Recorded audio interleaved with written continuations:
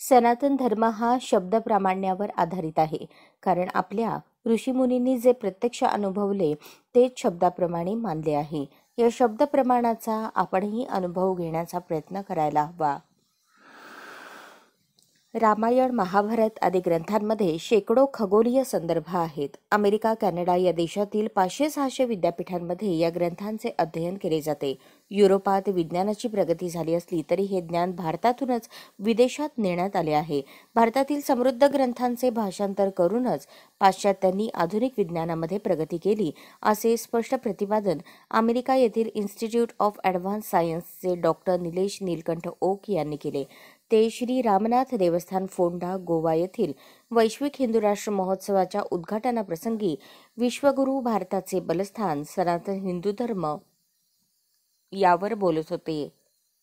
या महोत्सवासाठी इंडोनेशिया येथील रसाचार्य डॉक्टर धर्मयश, आफ्रिका येथील इस्कॉनचे श्रीवास दास वनचारी, महामंडलेश्वर नर्मदा शंकरपुरीजी महाराज, नॅशनल वेदांत सोसायटीचे पूज्य स्वामी निर्गुणानंद पुरी, श्री स्वामी अखंडानंद गुरुकुल आश्रमचे संस्थापक महामंडलेश्वर आचार्य स्वामी प्रणवानंद सरस्वती, संत रामज्ञानीदास महात्यागी महाराज,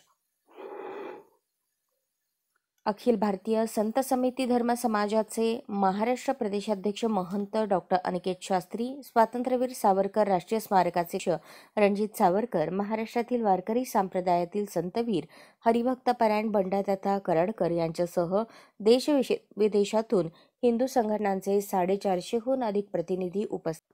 वैश्विक हिंदू राष्ट्र महोत्सवाच्या निमित्ताने शृंगेरी येथील दक्षिणमान श्री शारदा पीठाचे जगद्गुरू शंकराचार्य श्री श्री भारती तीर्थ महास्वामीजी यांचे उत्तराधिकारी जगद्गुरू शंकराचार्य श्री श्री विधुशेखर भारती महाराज यांनी आशीर्वाद रूपी संदेश पाठवला. त्यांनी दिलेल्या संदेशाचे वाचन सद्गुरू सत्यवान कदम यांनी केले. सर्वस्वाचा त्याग हाच हिंदू राष्ट्र स्थापनेचा पाया आहे, हे लक्षात घेऊन धर्म संस्थापनेचे महान कार्य करा, असे आवाहन त्यांनी या संदेशात केले. या प्रसंगी रुग्णाची सेवा शुश्रूषा साधना म्हणून कशी करावी आणि अध्यात्मशास्त्रातील विविध विषयांचा बोध या 2 मराठी पुण्यपाप यांचे प्रकार आणि परिणाम आणि पापाचे दुष्परिणाम घालवण्यासाठी प्रायश्चित्त या 2 तेलुगू तर गुरूंचे महत्त्व या तमिळ भाषेतील एका ग्रंथाचे मान्यवरांच्या हस्ते प्रकाशन करण्यात आले. महोत्सवाचा प्रारंभ शंखनादाने आणि मान्यवरांच्या हस्ते दीप प्रज्वलन करून करण्यात आला. दीप प्रज्वलनानंतर वेदमंत्रांचे पठण झाले. यावर्षी हिंदू धर्मासाठी कार्य करताना मृत्यू पावलेल्या सर्व ज्ञात अज्ञात हिंदू धर्मप्रेमींना सद्गती मिळावी यासाठी सनातन संस्थेचे पुरोहित साधक सिद्धेश करंदीकर आणि अमर जोशी यांनी मंत्रपठण केले. या बातमीपत्राचे प्रायोजक आहेत जय जवान जय किसान सैनिकीय स्कूल, नेहरू नगर, सोलापूर. अशाच नवनवीन अपडेटसाठी जनता राज्य न्यूज चॅनलला सबस्क्राईब करा, लाईक करा आणि शेअर करायला विसरू नका.